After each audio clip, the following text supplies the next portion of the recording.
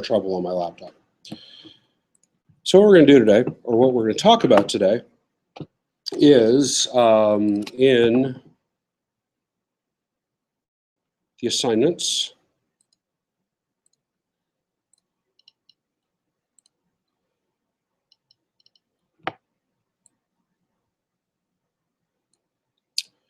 If we look at the schedule,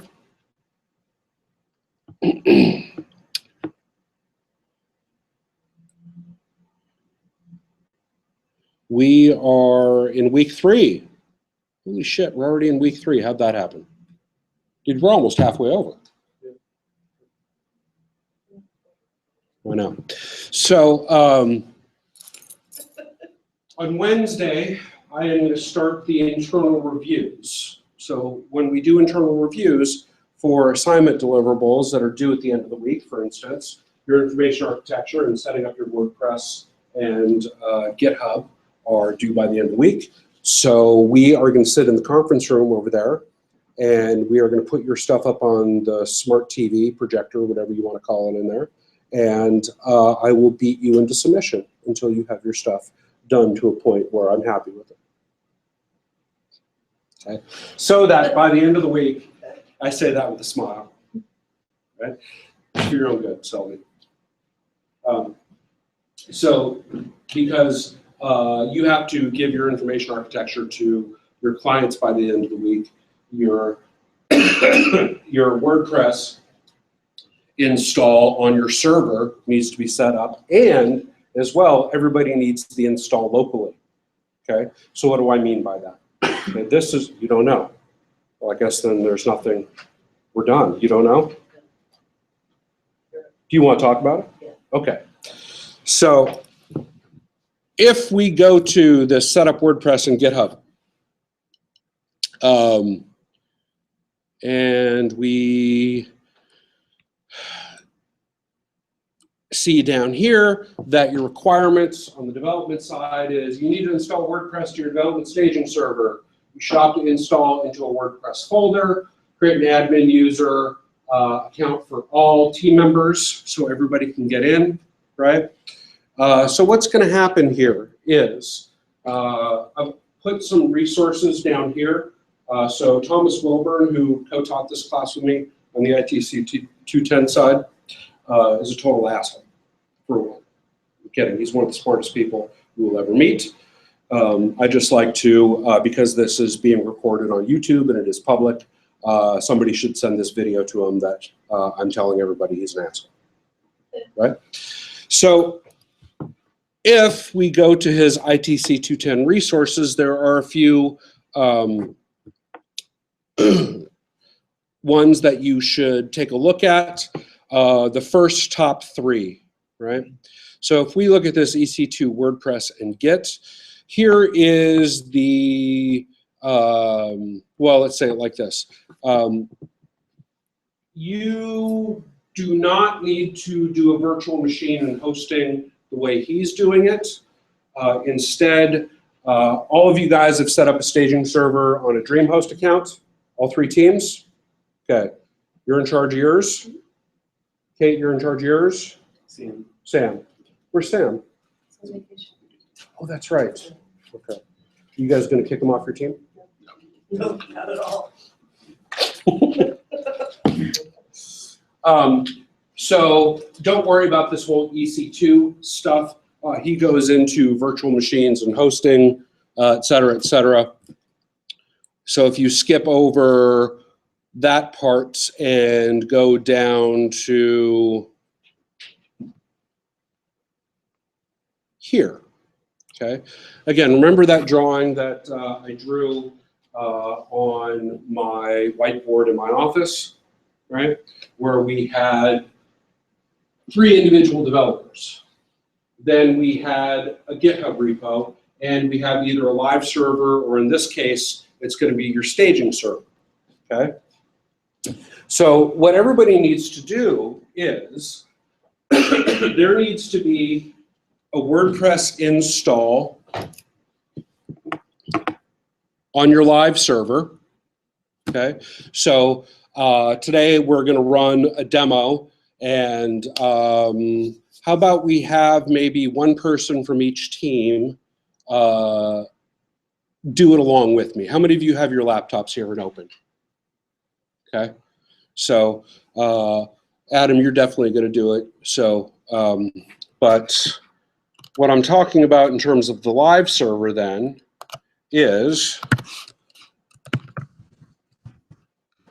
so remember how I showed you this wireframe.premiumdw.com installed, right? So this is essentially an example demo wireframe theme for you guys, right? That you guys should be building from the wireframes. So, but for right now, all of you that took my WordPress class, right?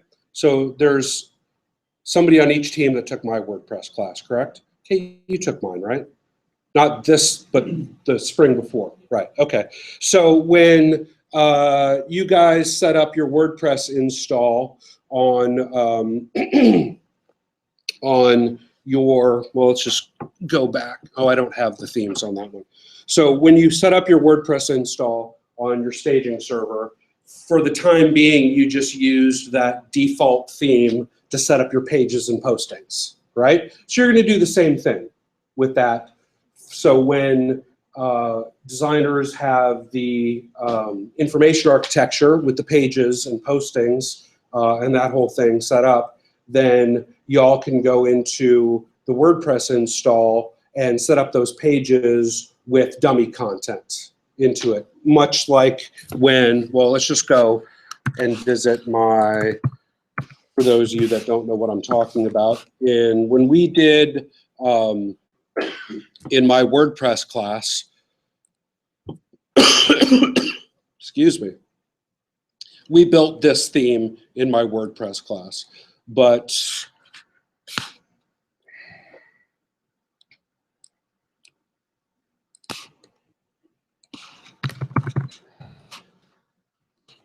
how many of you got totally sick over the weekend?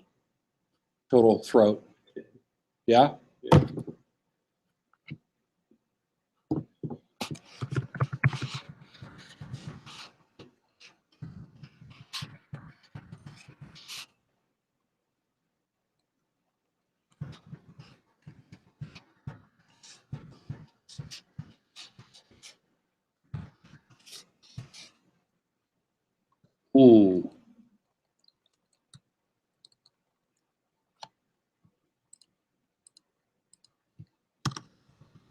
Go to my Spring 16 one,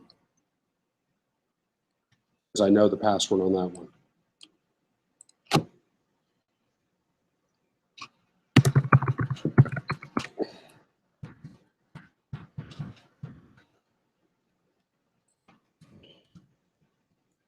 There's nothing like sitting up here in the front of the class trying to log into something and you don't know what your password is.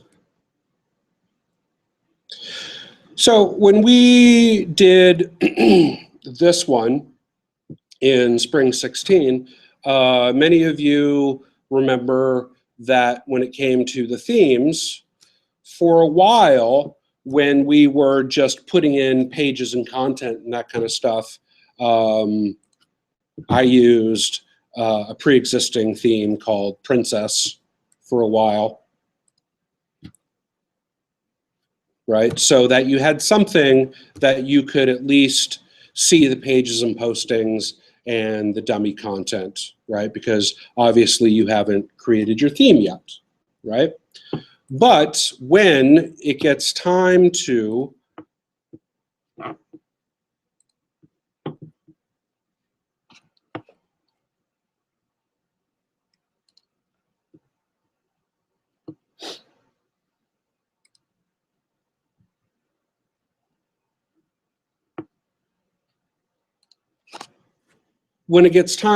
creating your theme, right, that's where all of you then are going to need to work on this together. Again, the people that are designated developers are going to be doing more of the heavy lifting. The piece for that, people that are designated designers are going to be doing more of the information architecture wireframe stuff, right? Have you guys kind of split tasks somewhat evenly on your teams, right?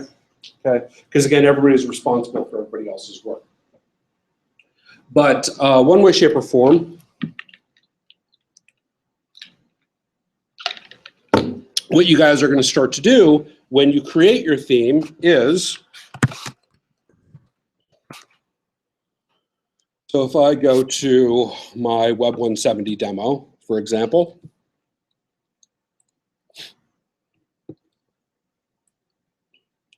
I started out with home.html, main.html, and actually styles original that I renamed into style.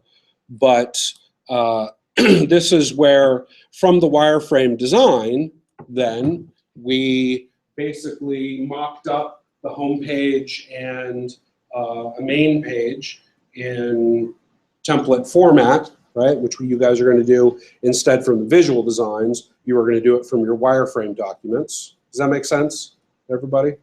Okay. And you're going to slowly but surely turn that into a theme, right? So that's where the workflow in this class, because we only have a limited amount of time, our workflow is, in other words,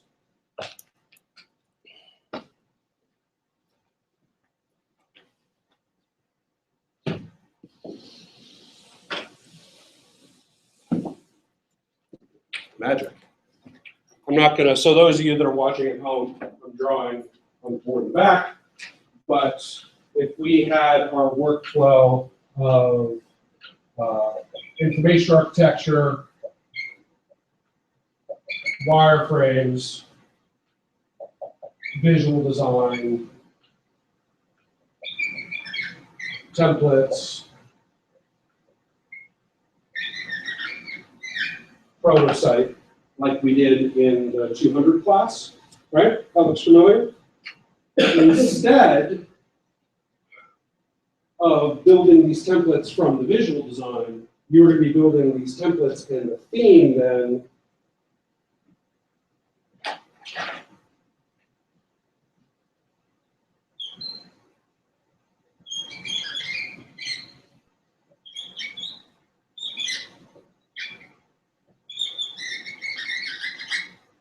From the wireframes, and then once the visual design is approved, you are going to integrate the visual design into the theme.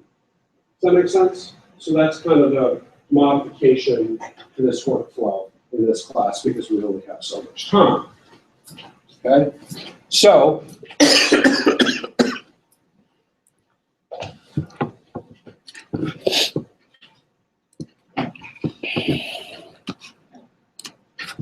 what's going to happen then to start out with is everybody needs to, or the team needs to do a WordPress install on the live server.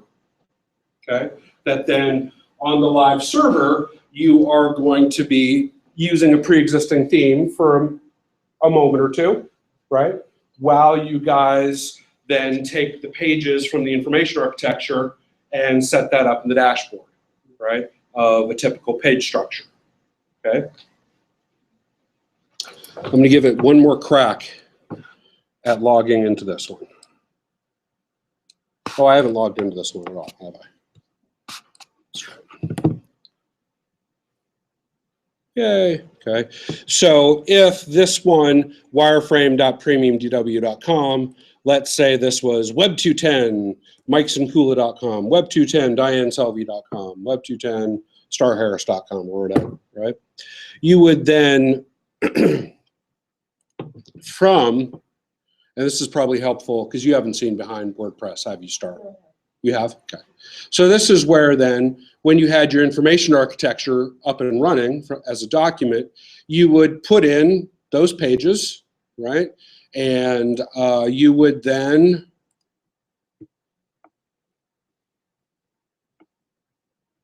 put in some dummy content, use your page excerpt, right, for search engine optimization. So remember, you have to enable page excerpts on pages. You have to enable excerpts on pages, right? Just for certain things, right? Well, excerpts The funny thing, and I don't know why they don't have excerpts enabled by default on pages. I don't understand it.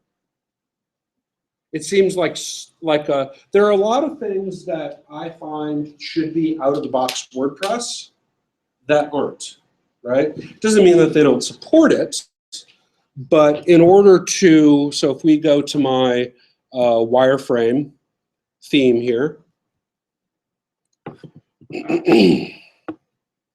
Mike's 960 wireframe.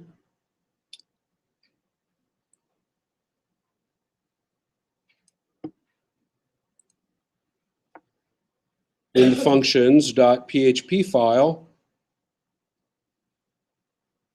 I had to enable page excerpts, right?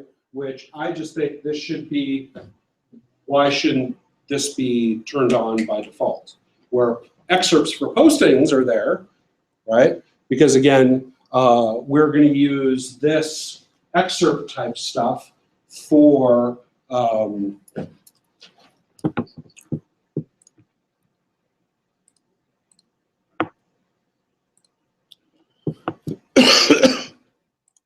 let's see if I have it in here. Probably do.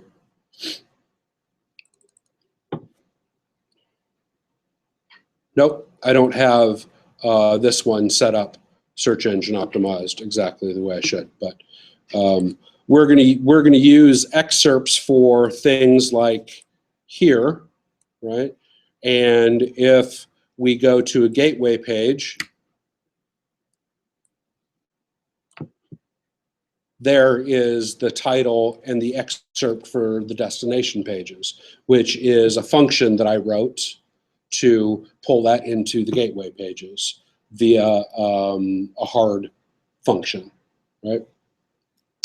And then, yeah, if we are on brand strategy, let's see if I did it. I did, okay? So that's where then the excerpt for that page would populate the meta description field, right? So those are some real basic things that you would want to do according to what we did in the WordPress class. Were you in my WordPress? Yeah, you were. Okay, good. And again, a lot of the things that I did in the WordPress class were one-to-one relatable to what you guys have to do in this class, right? So I did that on purpose. But getting back to this, so you would then install WordPress on your live server and set up the page structure, etc. So you would have this writing to a database on your live server, okay? But then each individual developer as well needs to set up WordPress locally on their laptop, okay? So what that looks like is, this is where I'm using this application called MAMP. Now I'm using the pro version of MAMP, okay? And the pro version of MAMP lets you create a whole bunch of these server names, okay? The non-pro version of MAMP, how many of you have downloaded and have futzed around with MAMP, okay? It makes you place all your stuff in the htdocs folder in the applications folder. So,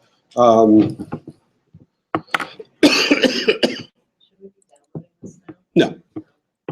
Because here's the good thing about this video tutorial. Now, I'm not going to be walking you through installing it, right? But we can also do this in class together, right? If you want, you know, that's part of the lab time of all this. So if I go and take a look at... Didn't you say there were a bunch of different versions of this that other people use besides me? Yeah. So there's XAMPP or XAMPP. There's LAMP. So I think, so M stands for Mac. X stands for, I think, Microsoft XP maybe. I don't know. I don't remember. I think it's Mac. I don't know. There's WAMP, Windows. Okay. All right. So LAMP, I'm guessing, stands for Linux. So it's operating system specific. Yeah, maybe the XAMPP is Unix. I don't know. Maybe. So, but if we go to, if we just search for download MAMP, spell it right? Mama P, no, download MAMP, right? Obviously, if you're on a PC, you would want to do, actually this does Windows as well. So this is the one that I've been using for a long time. So if you download this, then you will see it on your hard drive as MAMP, right? And this is where, if you're using the free version, you have to put all of your files, your HTML files, in your htdocs folder. So the configuration is a little different. Versus in MAMP Pro, I can point to whatever folder I want to. Now, I would think that it is in your interest to actually download and pay for MAMP Pro, right? At least do the trial and try it that way, because this is an essential piece of software, and I think you can get it for 50 or 60 bucks, right? So this is where then, if I have in my clients folder all of my clients, like Kitty Likes Avocado, right? My personal blog, let's see, under projects is where I have the Wireframe one. So under my projects folder, this is where then I have all my local HTML files, my WordPress install for the local version of my Wireframe Premium DW. Okay, so how I would then access that to work on it, right? This is where, again, you could install Apache and PHP and set up a virtual machine, virtual hosting environment on your Mac if you want to, but if you're not super smart like Thomas Wilburn, you're going to get lost, right? So that's why I chose to go the MAMP route, because it basically then sets up that virtual environment on your machine. So if you have then MAMP open, right, at least the pro version like this, and I say start, it is then going to be running a server on my hard drive, okay? So then if I want to work on Mike's 960 wireframe, and I have then set it up correctly, and if I go to MySQL, it is telling me under localhost 8888, right, which is my local host machine, okay? How many of you have dealt with localhost, know what localhost is, right? Okay, you can see that then I have all the databases associated with my WordPress installs, okay? So here's the tricky thing about doing the server and local environments, right? You are going to have a database on your local environment. You are going to have a database on your, so if we go back to this drawing, this install WordPress right here on the individual developer's machine will be writing to and pulling from the individual developer's database, okay? So essentially you're going to have 1, 2, 3, 4 different WordPress installs all writing to and pulling from their own respective databases.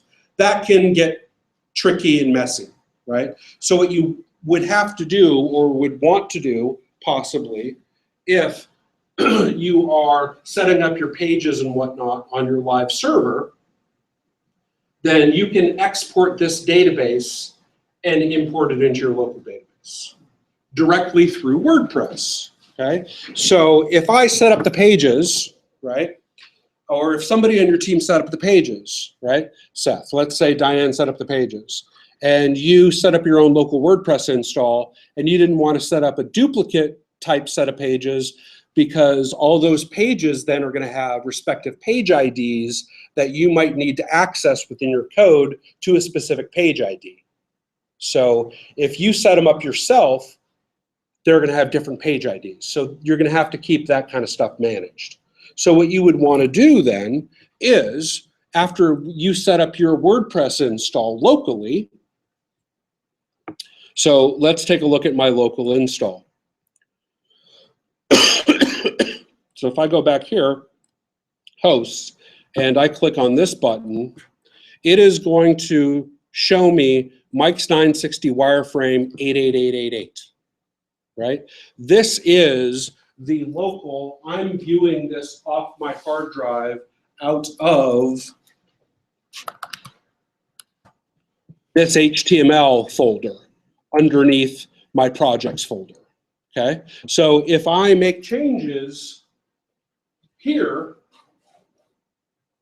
in the theme, so if I look at my theme then in my WP, now I don't have a separate WordPress folder in here. Why? I set this up before I was practicing that, okay? But you should have a separate WordPress folder like we did in the WEB210 class. So here in my WP contents, in my themes folder, I have my Mike's 960 wireframe folder, right? And if I then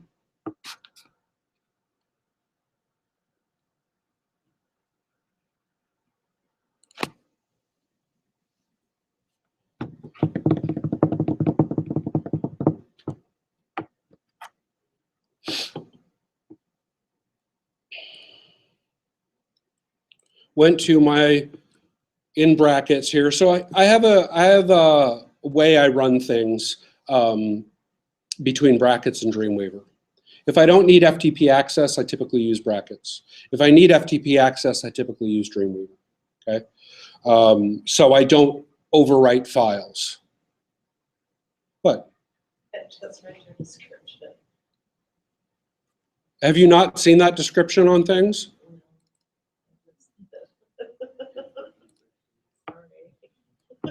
They still let me teach here. All this stuff is on video too, is the funny thing, right? So if I wanted to say,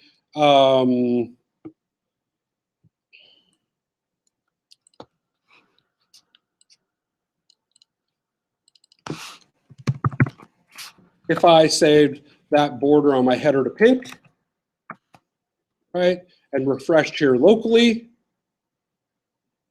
now, that's, I don't like that. Let's go with magenta.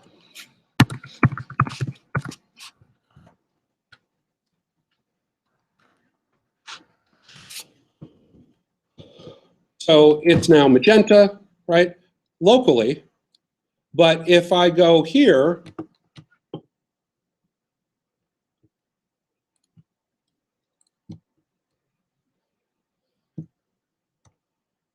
nothing has changed, right? This is the live one. This is the server, staging server one, okay? This is the local one. So you're gonna have to really keep track of your URLs there, right? Gotta pay attention. You can't get too high, man, when you're doing this stuff.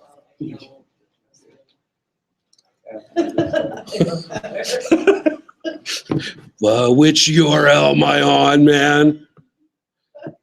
So, why is that pink? So, What was it about the WordPress folder that you were focusing on? oh, so when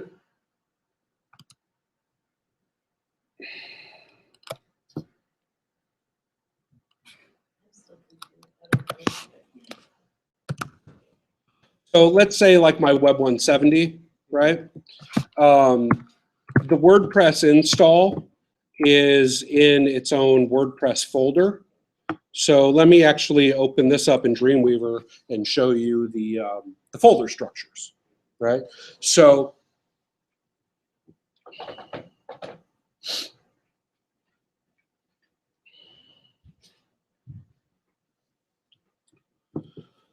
here in my remote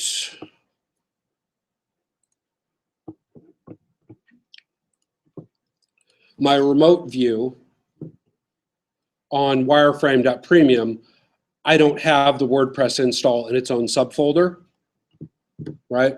Which you don't have to, but it's better practice to do it like this.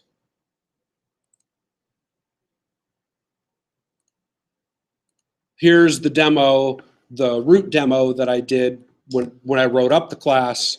Here's the one that we did along with class in the spring. Here's the one, or in spring 2015. Yeah. So what I would do is I would set things up in its own WordPress folder like that, right? Now, when you unzip WordPress, it'll put it in its own folder, okay? Or if you're using MAMP Pro, you actually can do a one-click install of WordPress, right? However you want to do it, right? Those of you that don't have WordPress set up or have never set it up, you've never set it up, right? I mean, I've created a website in WordPress. Right. Have you ever installed WordPress? No, I don't even. Right. So your team will have to help you install that, or I will help you install it. Well, it's its own set of files. So WordPress is nothing more than a bunch of PHP, HTML, CSS, JavaScript files to make up its own application. First rule of WordPress core. Diane. First rule of WordPress core. Don't fuck with WordPress core. Second rule of WordPress core. Do not fuck with WordPress core. Meaning that folder that you put on right there, like you don't. Meaning a lot of these files in here. You don't ever touch them. Right. Now, your theme that you're going to be working on, because all you're going to be doing when you're modifying and editing stuff, you're going to be working on your theme, okay? So that theme lives in the WP content folder, in the themes folder, where with whatever name you gave it, okay? Yeah, because I've worked with pre-created themes. Yeah. So You're gonna need some, hey Mike, how do I do this? And we'll get along just fine, okay? Everybody else has, you've not installed WordPress either. Okay, so Sam hasn't either, has he? Well, he started on dev server, so he okay. got that down, yeah. So I will sit with the two of you guys and we will install WordPress together, okay? So, and if you guys need help and directions on that, you should check out this guy's website. Let's see, dowhatmikesays.com. Let's see. I used that last week, actually.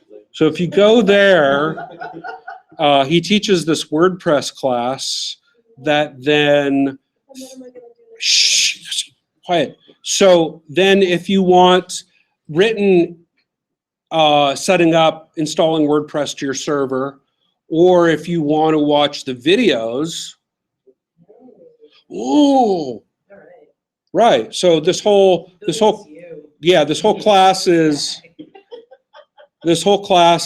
you know, on video. So installing, let's see, installing WordPress to your server, right? You should. You should. And I'm not saying if you wanted to do the Web 170 class as an independent study, instead of waiting for it, I might make a special case for the people that are taking 210 like this. We'll talk later about it. Okay. So anyhow, so individual developer here. So let's say this is me, and this is my live server, right? So then I have, so I can close that, so I'll close that.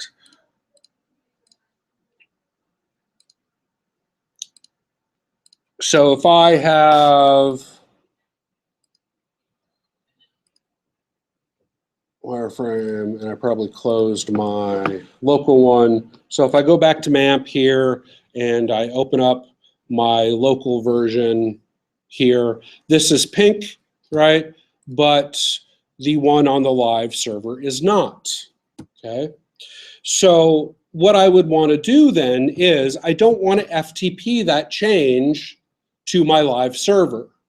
Okay. Instead, if I made a change on my local server that I want to then be on my live server, I would do the following. Now, I recommend you guys using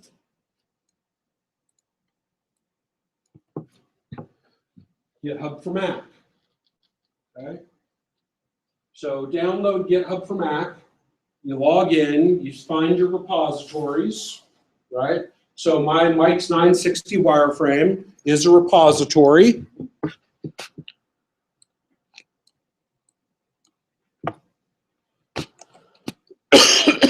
That is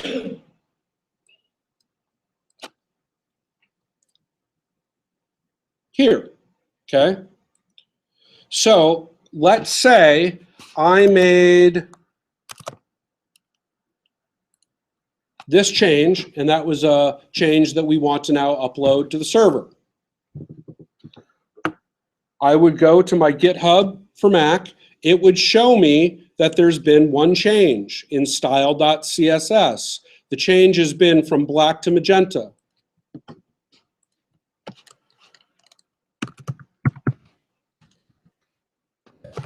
Demo change in class.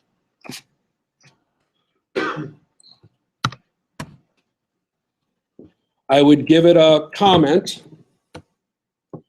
and I would commit and sync it to master. Okay?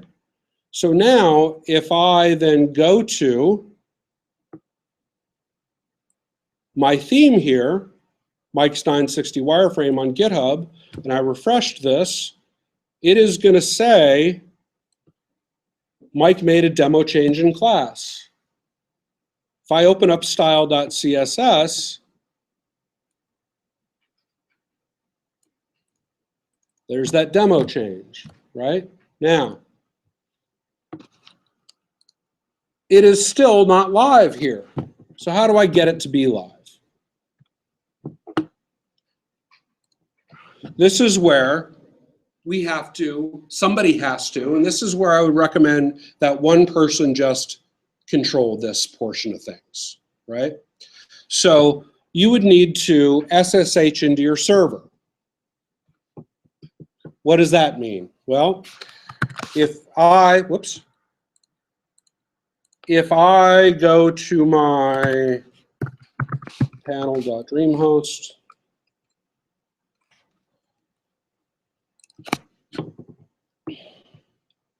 and I go to my users,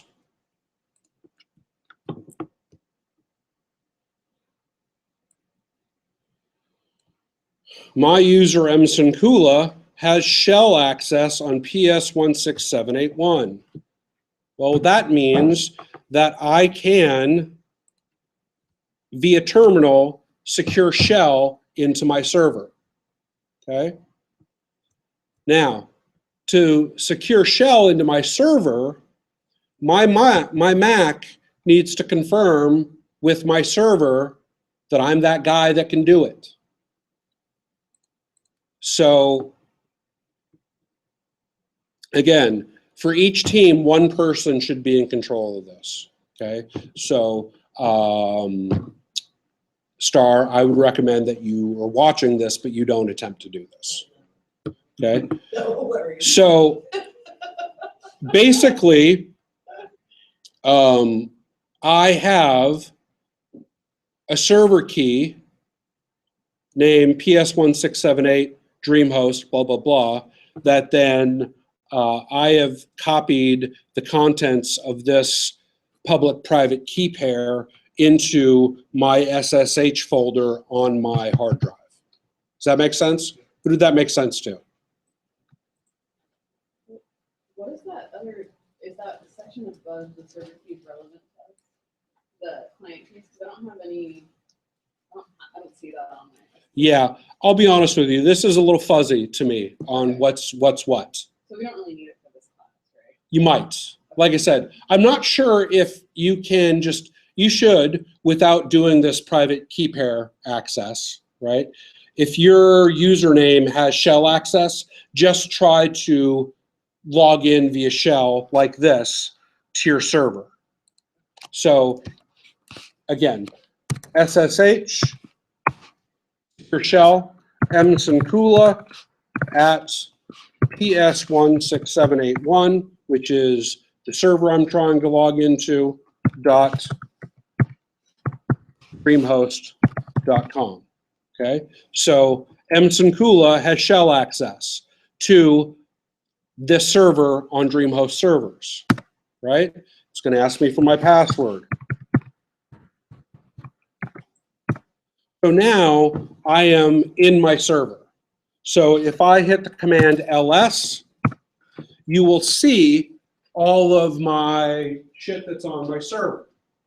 So what I want to do is I want to then navigate myself to wireframe.premiumdw.com. Okay, so I am going to run the following command: change directory, cd, and I am going to change directory to wireframe.premiumdw.com. I am going to further go into the WP content folder. You guys are going to have to go into the WordPress folder, then into the WP content folder. Once I'm in the WP content folder, I could say ls again, and it will show me the contents, plugins, themes, upgrade, uploads in that folder. I'm going to change directory again and go into the themes folder. It's going to show me that there's index.php and my wireframe theme in there.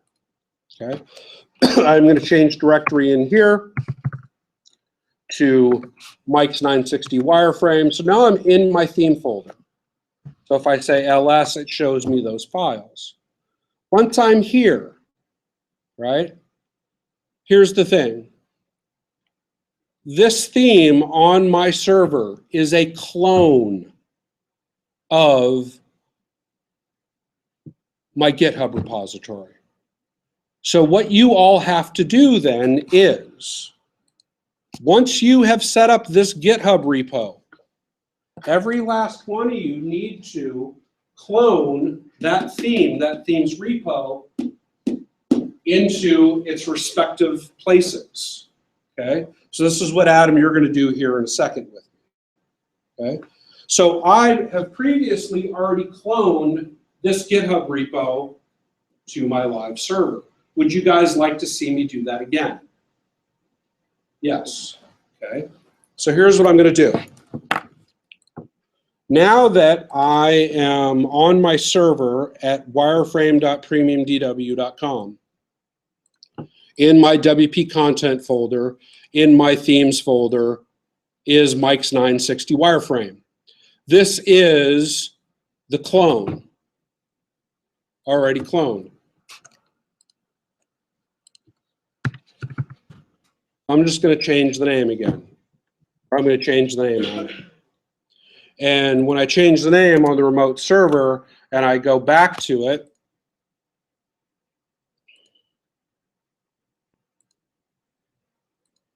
I have two versions that open.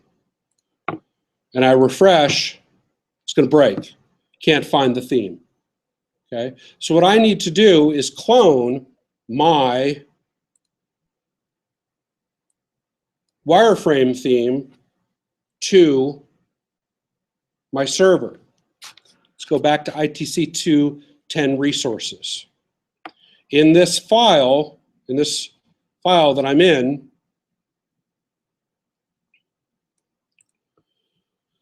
you will need to use the command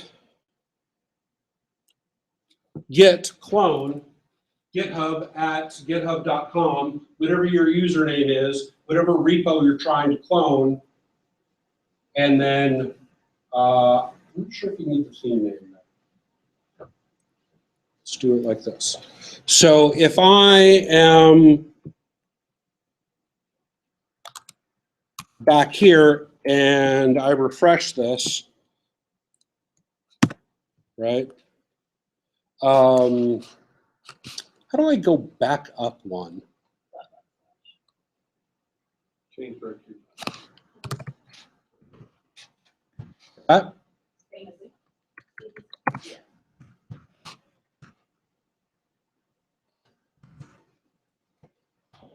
So now I'm in my themes folder. And in my themes folder, it's showing me Mike's 960 wireframe old, the original clone that I just renamed, right? So now I need to run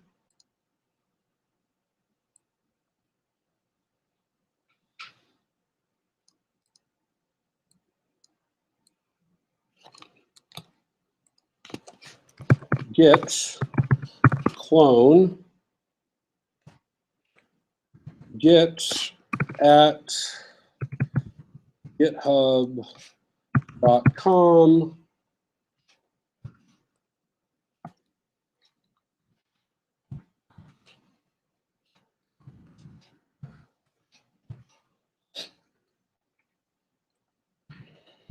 Mike's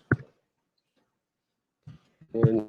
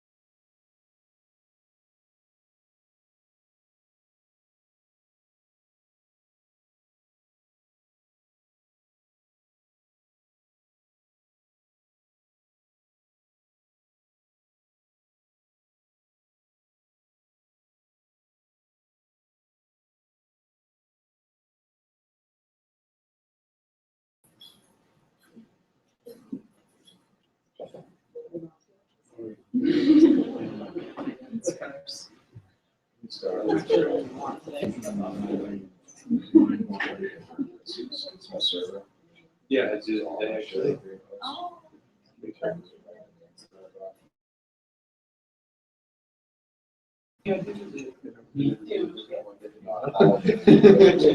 that's the thing about having an office so close by.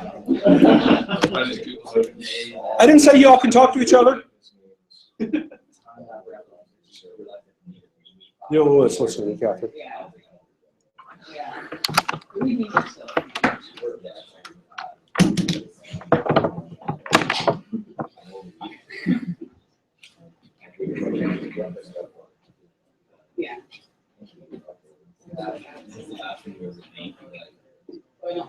Okay. So back up here, everybody. So now I have, if I look at my remote server, right? Here's the clone of that repo, okay? So now what I can do, now that that repo is cloned, if I go back to terminal here and I say ls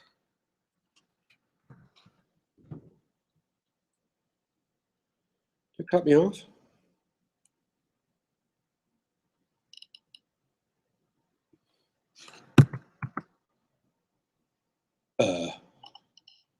Oh, let's close that window.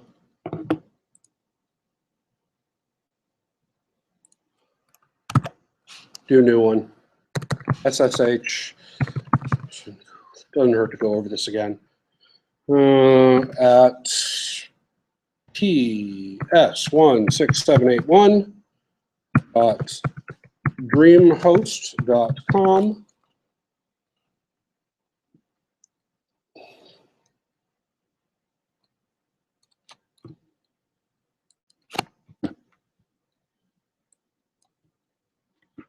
The internet connection go down or something? I did actually. My FTP suddenly crashed.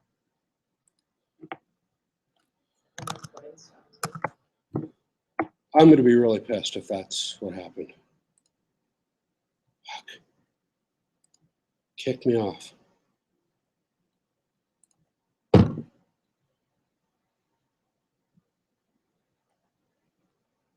Yeah, because if that video is, fuck, I'm going to have to report that. I have it again. Yeah?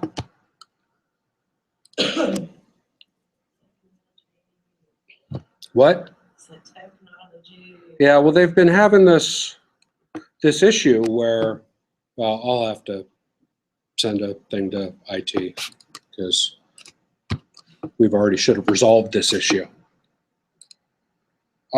So now, if I go back to terminal, asking me for my password to log into my shell. Okay, so now I'm into my shell. Again, if I say ls, you see all my subdomains. Then if I change directory to wireframe, WP content, themes, Mike's 960 wireframe, right? And I say ls, so now I'm in my theme. So the command I'm going to run, get pull origin master.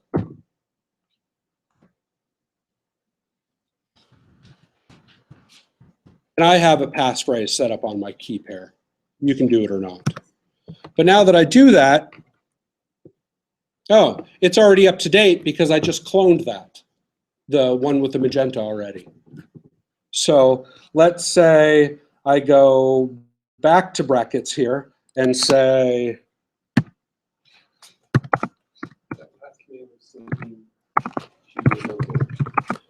yeah, but it was because I cloned what I had already uploaded to GitHub. There was no change to, right? So let's say I should have made a comment here, right? And so I go to my GitHub, Mike's 960 wireframe, after I save this, right? And now it says I should have made a comment here. Should have made a comment. Commit and sync master.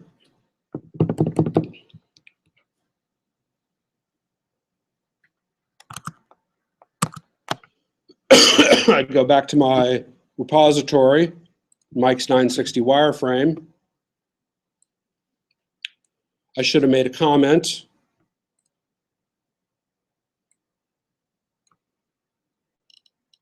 So there's that, right? So now if I go back to terminal and say git pull origin master, it's going to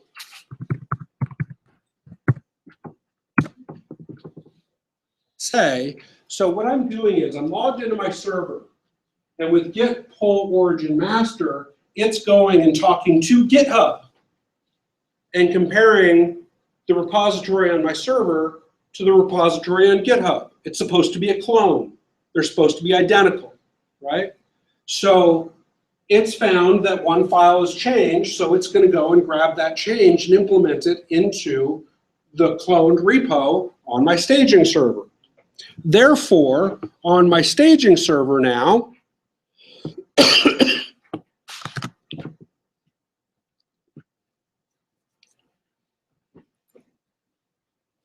I have a magenta header. Okay? So, what you guys are going to do is, once you, does that make sense? And that's the workflow that you're using for connecting to the server. So now, when it comes to this,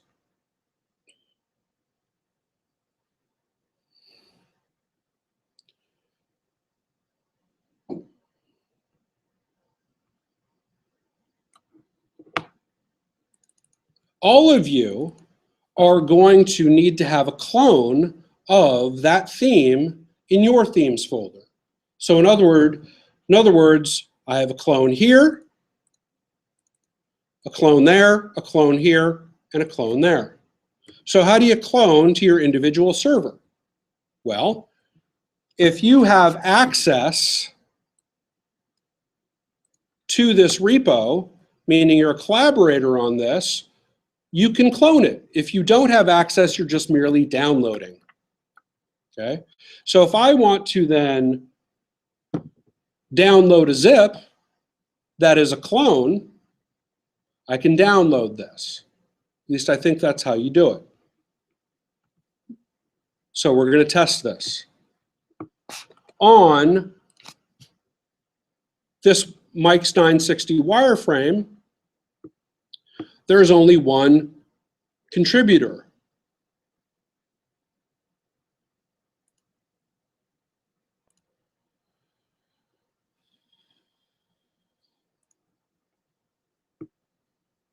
So under settings, I want to add a collaborator.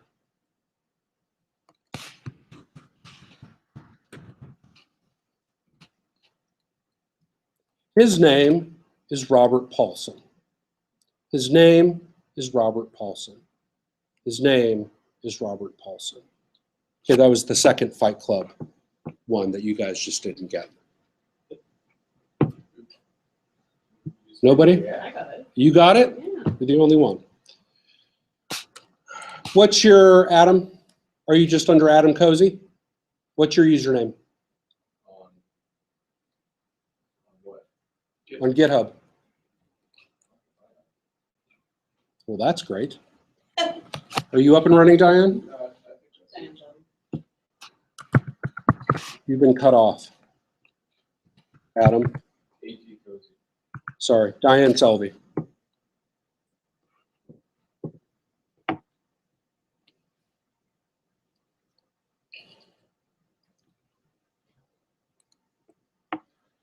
So now, have you accepted?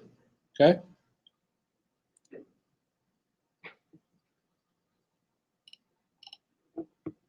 So clone, download and clone that theme to your desktop. And I'll do it with you too, Adam.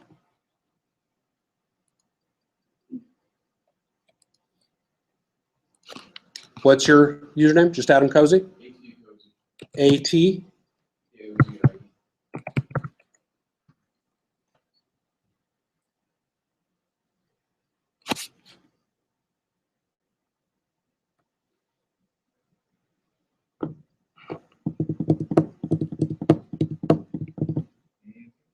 Okay. So clone to your desktop. On the download. Yeah. Open the desktop or download zip. Either or. Or do both of you, do you have GitHub for Mac set up on your, Yes. you do? Okay. When you say GitHub for Mac, isn't GitHub just the same thing as like GitHub desktop? Yes. Oh, okay. GitHub desktop. Okay. Something else you have to download. Yes. It's basically the GitHub application. So that not just having an account in GitHub, but also need to download that. Yeah. Yeah. You don't have to, but it's easier to do it like this. Because what I'm going to do now is I'm going to show you how to sync between the other developers. So open up the style sheet file in, so you have,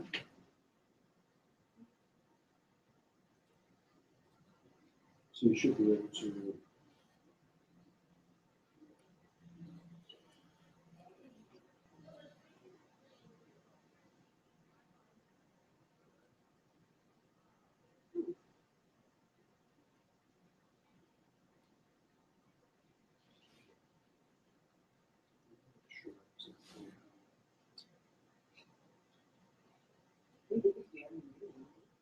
Yeah, you should just add it there and that.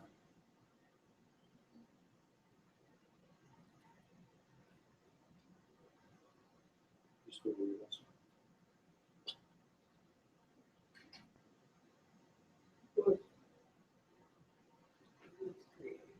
Yeah, maybe it is great. I can't remember. I'm just creating a problem.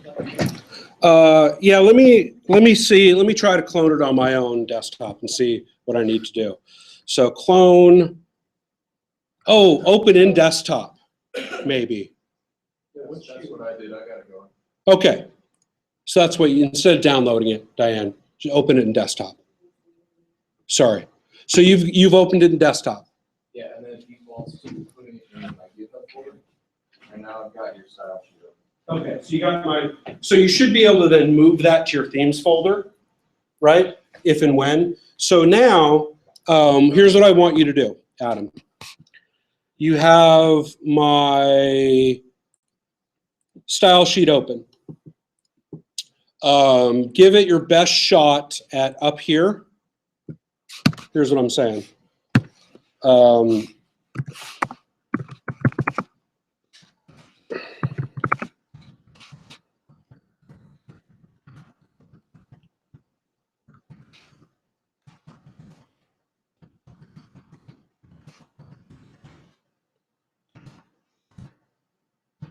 Okay, so up there, if you do that, right? Now, here's what's going to happen.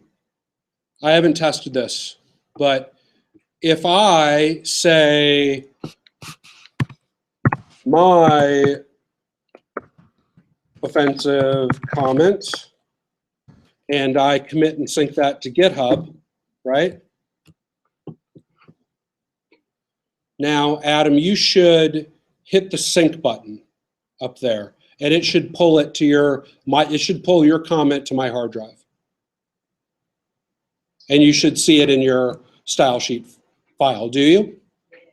Sync conflicts. Which is all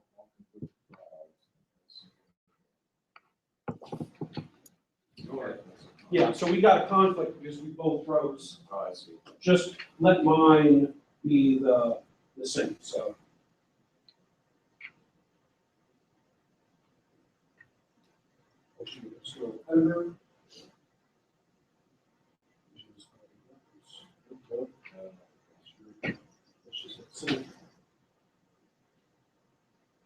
Say, so let's, so now you give me a summary of whatever and commit to master.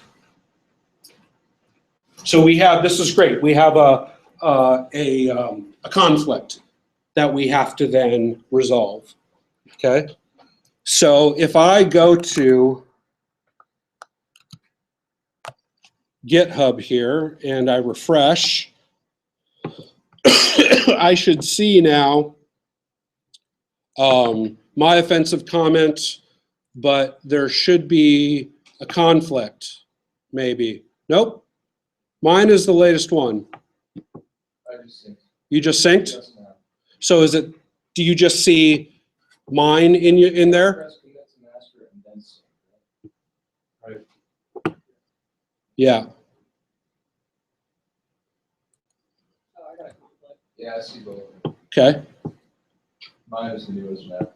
Okay, so now if I have this over here, right, and I hit the sync button, it should basically show me now in brackets the conflict. Yeah, there we go. There it is. Okay. Motherfucker. That's great though. So here now is both Adam's and mine conflicts, right? So what do we do?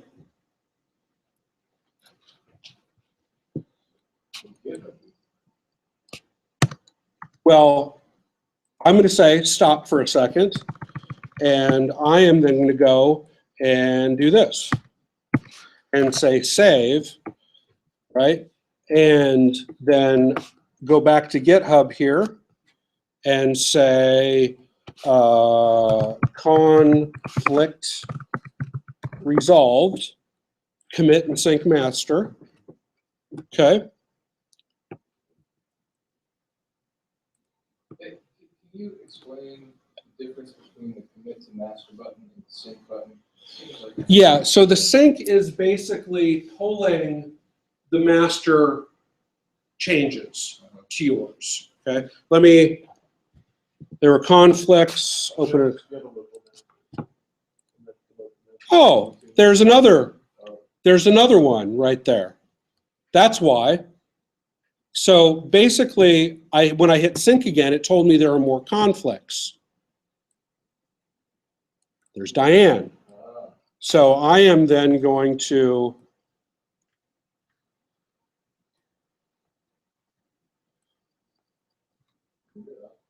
right, and say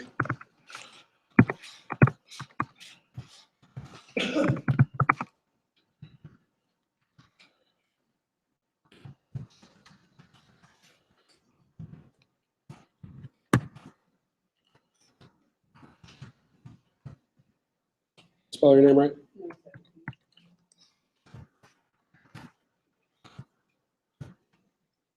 And I say that, and now I will go back to GitHub here and say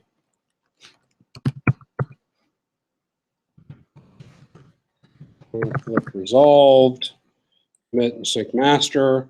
Now, both you stop and don't do anything, okay?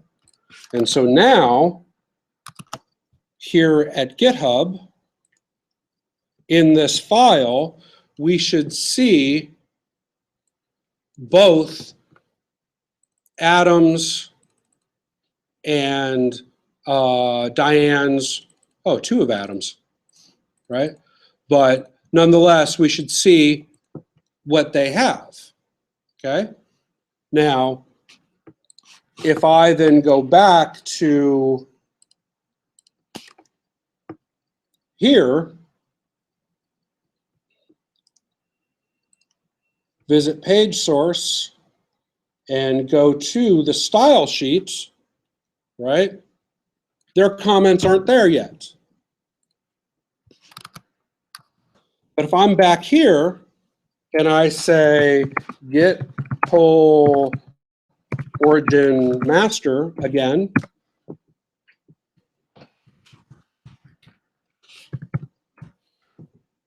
it's going to say that style sheet, one file change, 7 insertions, 1 deletion.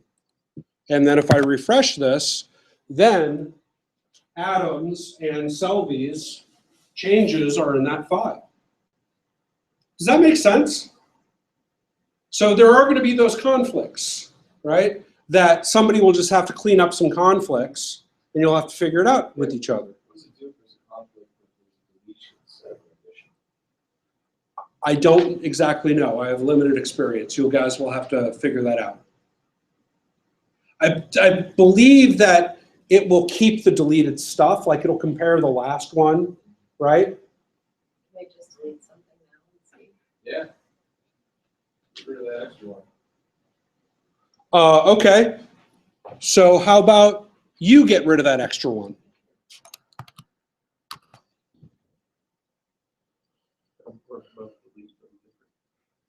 No, Adam get rid of the extra one, and then push that change to GitHub,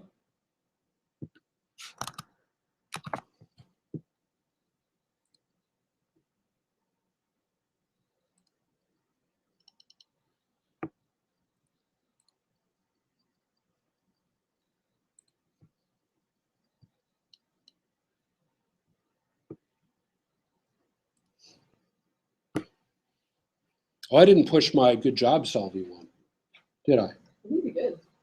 I think I did. All right, so you pushed it up to GitHub? Okay, so I don't think I pushed my good job, Selby one. Let's see what happens.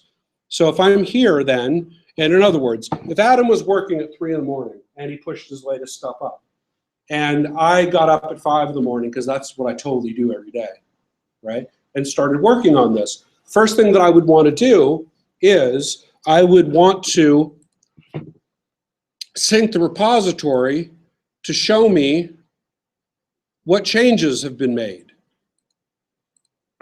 Okay? And if I go here, let's see. Deletion test. Oh, I did push that up. I don't know. But if I then go back to brackets, and after I've synced, I should then, maybe, I don't know. But if I go back here, yeah, I should have, in other words, I synced the latest version to my hard drive, right? Does that make sense? There's going to be conflicts, right? But that's how you guys manage each other's work. You know, you're going to have That something was deleted? Huh? I'm confused. Did it actually tell you that something was deleted? It did. You can click in the history, in my desktop, it's here. The line at the top. That little red line. Oh, okay, Yeah. all right, like this one. Yeah, see that, yeah, if you click on.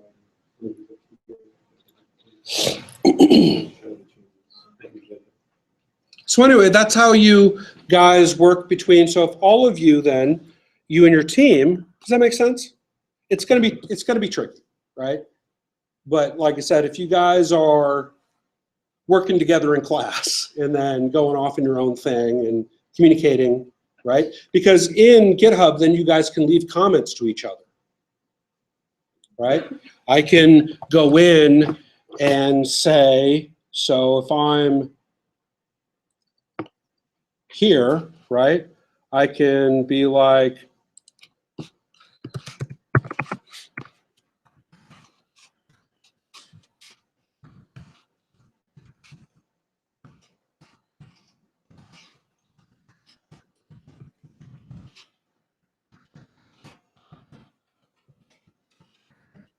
right?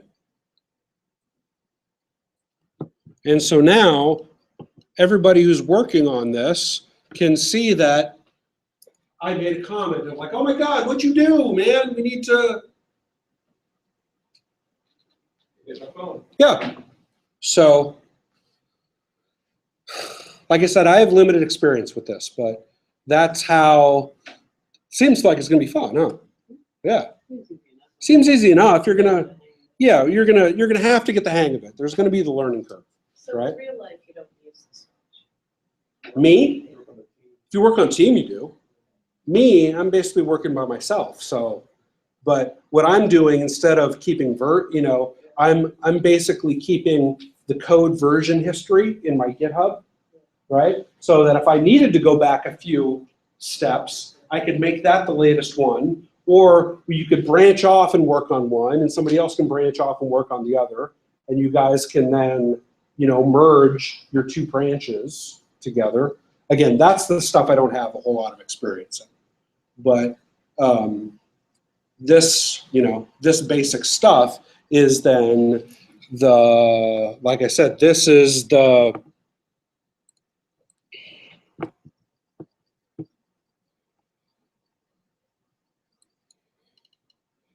that, right? So there should be, again, the clones, and it should all be going to GitHub before somebody, and like I said, make it one person does the shell access to your server, right? So I'm guessing, Diane, you're going to do that for your team. Mm-hmm. Kate, you're going to do that for your team. And Mitchell, you're going to, yeah, it's Mitchell, right? Yep. Okay. You'll do it for your team, right? Yeah. So that, there's kind of the one code manager. everybody's doing their own stuff and pushing to GitHub. The thing that you have to do, like I said, is when you're done working for the day or working for a certain amount of time, pushing it to GitHub with the appropriate comment, right? The checking in of your work is probably going to be the biggest thing that you guys run into. All right, so like I said, the one thing that I didn't go over really in terms of was making the public-private key pair between GitHub and your server, right? So basically, you are going to have to log into your server.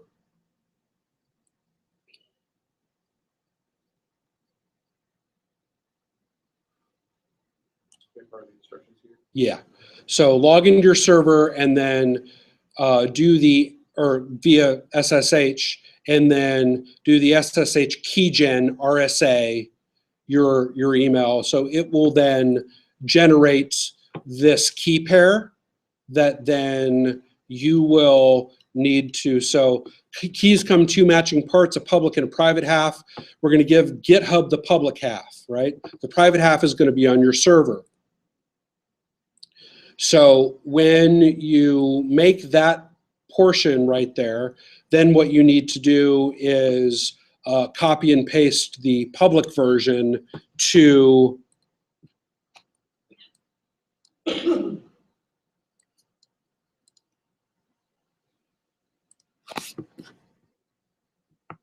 so under my account, I have SSH keys. So here is my public version of my PS1678 Dreamhost, right? Which I shouldn't have put that dot in there, but whatever. So this is the public version of the key pair. So when I logged in via SSH to my server and then did that clone stuff, well, it's got the you know, the handshake private public key pairs that then it says, okay, I'm allowed to do this, right? Again, you won't have to worry about that, just the one. Yeah, right. So did this somewhat make sense to everybody? Enough? Seth? Yeah? So I would start getting this up and running on your local machines and, you know, the information architecture. You guys know what you have to do. I'm going to close out this video. Boobs and butt stuff.